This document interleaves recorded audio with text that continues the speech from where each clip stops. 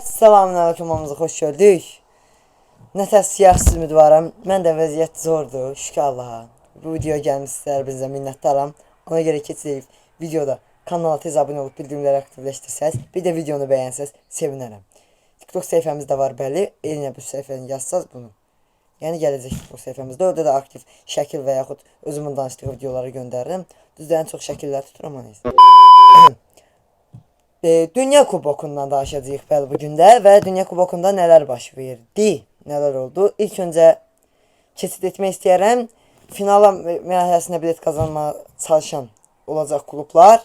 Təbii ki, bunlar birinci İspaniya və Fransa olacaq. Amma təbii ki, Argentina oyunu oldu dünən və mən çox bir dəqiqə sevinçliyim. Fransadan sonra dedilər İngiltərə nümayəndə, nə deyim, bələddə də Dünya Kubokunu qazanacaq, amma təbii ki, bərkidim. Hə, amma təbii ki, nə oldu? Argentina elədi, düzdür. İndi Argentina ilə keçmək, vaxt itirməyək. Mən istəyirəm birinci keçirək. Fransa, sonra Argentina mövzusunda geniş danışacağıq.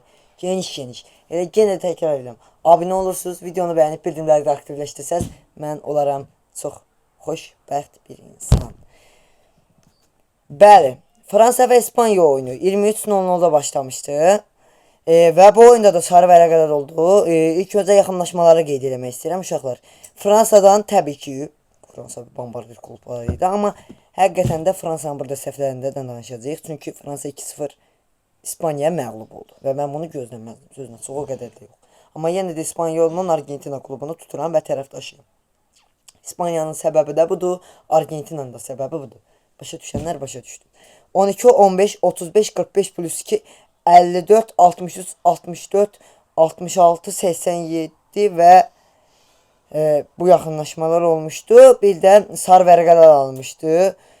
Bu arada uşaqlar, Kukuraya da sarı vərəqə aldı, bırak. Yox, aldı, deyildim. 30-cu dəqiqədə Kukuraya sarı vərəqə verildi. Biraz dəli kimi çıxış elədi. Ev yox Kukuraya. Mbappe'nin ayağından top çıxdı. Allah haqqı. Mən tam baxmadım. Hə, uyat. Mbappe'nin ayağından top çıxartdı Kukuraya. Bax, bunu bəyəndik. Düzdür, Kukurayanın bu mundialda bir qoyul sayılmadı. Oyundan kənar vəziyyətdəydi. Neysə, dediyim kimi 30-da da sarı vərəqə alındı və 86-da da sarı vərəqə alınmışdı. Bu kimə qarşı idi bilmədim. Buraya yazmışam, yalandan tutmadınız. Və İspaniyamız 08-də yaxınlaşma oldu. Sadəcə 08. Və 19-cu dəqiqədə penal verildi İspaniyaya. Penalı da bizə Lamine Yamal qazandırdı. Lamine Yamal bu mundialda zəif çıxış elədi ümumiyyətcə. Penaltı zərbəsi təşkil oldu uşaqlar. Bir qolu var. Amma İspaniya penaltı qazandırdı. Lamine izləyəcək. Yəni özüm qol atmasan da 60 kimi oldum ben. Və Oyarzabal keçdi 19-cu dəqiqədə penal qazanmışdıq penalın yanına. Uşaqlar, bu videoları burada yerləşdirirəm. Fərqi yoxdur, mən danışan moment və yaxud başqa. Yəni olur burada. Təbii ki, siz də oyunlara baxmısınız. Amma yenə də kiçik detalları mən televizordan çəkirəm, dediyim kimi qeyd edirəm. Neysə, çox satmayayım. 19-cu dəqiqədə qol vurdu İspaniya. Oyarzabal penaltıdan qolu yerləşdirdi. Çaq girdi içəri. Və 33, 36, 37, 50-ci dəqiqədə Lamine Yamal. Lamine Yamal'ın ki offside-ə düşdü hələ bir dənə qolu. Hələ ikincidən sonra da düşmüşdü. Baxın, ikinci qol. Lamine Yamal 50 dəqiqə şəpəcək, 51-də və 58 Pedro Porro. Pedro Porro söhbəti bağladı. Nöqtə qoyuram. Bağlayıram sizin. Nöqtə. Qutardı getdi. Ola bilməz başqa. Elə ondan da mən gözləməzdim, yəni İspaniya halal olsun. İspaniya heç gözləmədim uşaqlar. Nə Euro 24-də falan, yəni klubu ilə bura kimi gəlməkləri həqiqətən də İspaniya mən çox sevindim. Amma bir nüans var, onu da özünüz yaxşı bilirsiniz, bura kimi izlədiniz. 60-da Lamine Yamal offside-ə düşməyən, ya daha doğrusu düşdü. 58-də Pedro Porro vurdu. Ondan 2 dəqiqə sonra Lamine Yamal möhtəşəm yaxınlaşma ilə Lamine belə sağ cınatdı. Çəkilir sağa, elə sağ ayağına indi, solla, sağla indi. Elə sağda sağ ayaqla ötürmə elədi. Dedi gəl ki, offside oyundan kənar vəziyyət yaranmışdı. O da Lamine Yamal yoxdur orada elə bir şey desə də həqiqətən də düşmüş demək ki. 77-də və ondan sonra 77, 80, 90 plus 3-cü dəqiqədə də İspaniyanın Fransaya hücumları oldu və biraz sərt oyun keçmişdi. Kylian Mbappé gol atmadığı zaman əsəbləşin özüm də çəkdim nə bilim. Biraz qapıçı da iş olsun. Zor qapıçıdır. And olsun. Gəl gör bu finalda bizə problem yarada. Həqiqətən də mən digər videolara baxsaz uşaqlar. Mən Argentiniyanı, İspaniyanı dəstəkləyirdim və içimdə nəbzə bir qırıq da olsa bilirdim ki, yəni azca İspaniya ilə Argentina olacaq. Amma yəni həqiqətən də indi bilmirəm. Oy dedim. İndi bir şey gördüm şu anda. Allah Allah.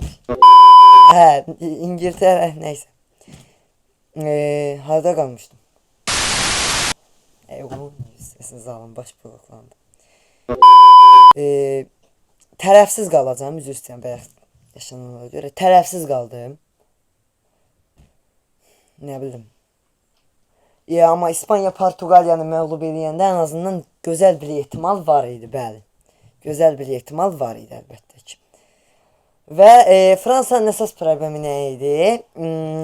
Fransanın əsas problemi o idi ki, uşaqlar, hücum xətti olsa da müdafiə xətti zəif idi. Və orada müdafiədə duran bir oyuncu var idi, onu bilmədim. O yaralandı mı, zədaldı Güngül var, oyundan çıxdı. Oyundan çıxdı və bu əsnada təbii ki, boşluq yalandı və İspanlar qapıya ikinci qolu tapdılar. Hətta Lamine sayəsə 3-0, yəni fransızlar heç Kylian Mbappé, əlvidas deyirik sənə, mən özüm sənin performansını çox bəyənirəm, amma yəni olmadı bu səfər. Və İspaniya Fransa üzərində 2-0 qələbə çaldı. Fransızlar hücumu yerinə yetirdi çox vaxt, ancaq təbii ki, qapıcı zor qapıcıdır, brat. Finala Argentina ilə İspaniya qalıb və ən çox Argentina dəstəkləyirəm. %70% Argentina, %30% İspaniya. Bunun səbəbləri var. Çünki Argentina başqa şey. İnşallah görək. Yəni böyük ehtimalla məncə 50-50-yə uşaqlar indi görək. Amma Simon qapıcı çox güclü performans göstərir və halal olsun həqiqətən də. Oyarzabal və Pedro Porro bugün, yəni daha doğrusu Fransa oyununu 13 iyuluydu da, 14 iyulu sizə borçluyuq. Finala İspaniya vəsiqə qazandı bir şəkildə və keçdik kimə? Fransa deyirəm. İspaniyanın rəqibi olacaq klub kim oldu? İlk öncə demək istəyirəm, Argentina belə eləmə, xahiş edirəm. Problemdir, biz sevinirik bəli, amma bu həqiqətən problemdir. Yəni dünən 15 deyirəm, 14 iyulda başlayıb oyun 23:00-da. Problemli oyun oldu həqiqətən də. İlk İngiltərənin yaxınlaşması, 14 Argentina, 14 İngiltərə baş-başa yaxınlaşmalar oldu. 18 İngiltərə, 20 Argentina, 19 İngiltərə, 23 Argentina, 22 İngiltərə, 27 Argentina, 35 İngiltərə yaxınlaşma və ayda Anthony Gordon. İçimə danmışdı ki, bizim bu oyuncu bu formanı geyinəcək oyuncu, vuracaq da. İlk golun Argentinalılar attı. Anthony Gordon 55-ci dəqiqədə bura yerləşdirim. Möhtəşəm bir gol attı Argentinaya. Yəni təmiz ilk və son niyə deyirsən ki? Hə, bu mundialda ilk və son ola bilər, amma onu deyəm mən. Yes. Uşaqlar 55-də qəşəng Gordondan möhtəşəm bir gol. Gordon buradan çox şey eləmək istəmirəm. Buradakı sözləri sağ ürəyindən çıxan sözləri burada desəm qıçan qarasına, yan qarasından başqaları YouTube videonu göndərməyəcək, yəni dəyməz. Hünərin var indi sən bu elədiklərini Viskal Barsada yerinə yetirməyəsən. Bu cürünü, hücumları. Harry Kane gördü. Uşaqlar o Instagramda da mən orada da baxdım. Yəni Leo başqasan Messi. Allah hamd olsun yəni. Harry Kane zat cumuşur üstünə. Bu 1.70 boyundan 1.90-1.95 onlardır.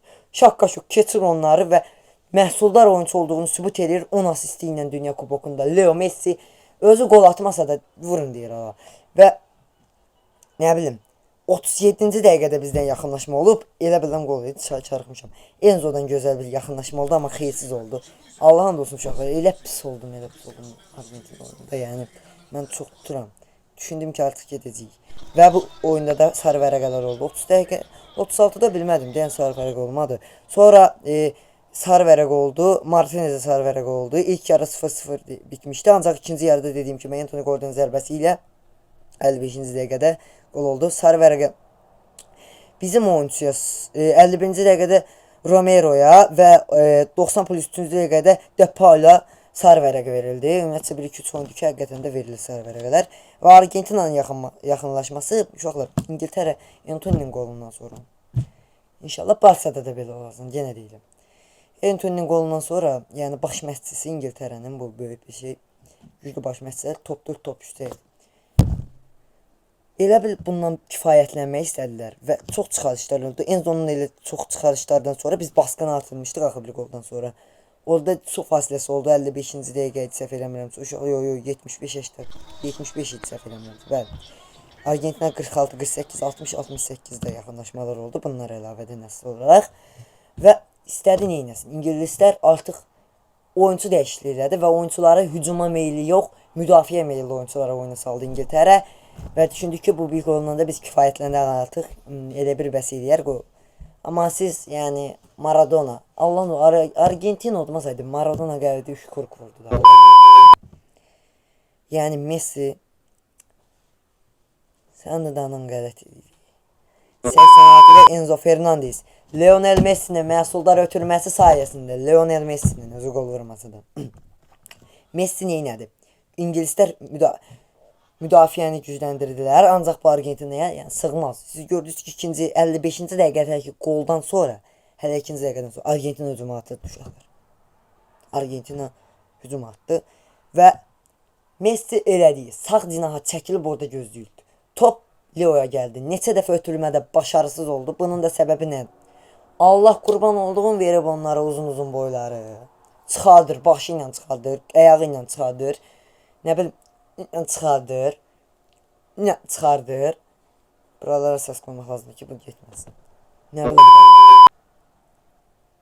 Hava olsun, İngilislər yaxşı rəqabət apardı, amma Anthony Gordon'dan sonra mən olsaydım hücuma meyil artırardım.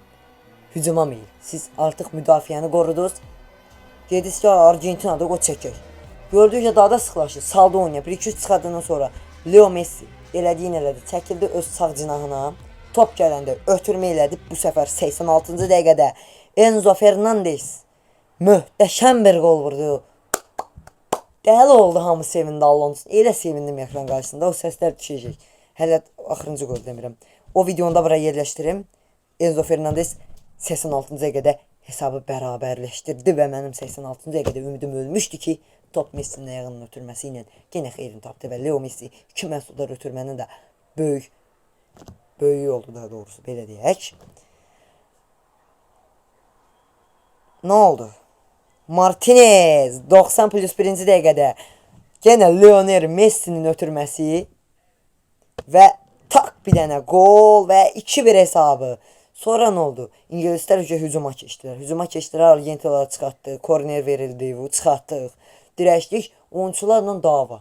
Uşaqlar ilk yarılardan bəri judo, güləş, boks hamısı var idi Argentina və İngiltərə oyuncuları qarşısında. Çox dalaşırdılar, yıxılırdılar. Hətta Harry Kane idi, o bir ləzzət. Messi'ni saxlayamayıb faul ilə yerə yıxdılar adamı. O videoları da görürsən, buraya yerləşdirəcəm hamısında. Mən danışdığım məqamlarda burada olacaq təbii ki, uşaqlar. Belə. Hə, çox döyüşdülər, dalaşdılar, boğuşdular, amma xeyri olmadı. Təbii ki, Argentina finala 2-1 hesabı ilə vəsiqə qazandı və mən qaldım iki tərəf arasında. İspaniyanı da tuturam, Argentinanı da. Mən neyniyim? Təbii ki, əsas Argentina tutacam. 60-70%. Və ayın 19-10 keçiriləcək uşaqlar. Bu video bilməm 17-18-i qarşınıza çıxacaq. Bəlkə də 16 saatlarım, bilmirəm. Amma bura kimi gəldi, sizə bir söz demək istəyirəm. Argentina, halal olsun sənə. Bir də siz bu videonu abunə olursunuz kanala. Videonu bəyənib bildirimləri açırsınız və mən də sevinirəm. Bu cür videoların davamı da gələcək əlbəttə ki. Yaşasın biz qalbarsa azərkeşləri deyilik. Elə buradan bilinir. Bəli.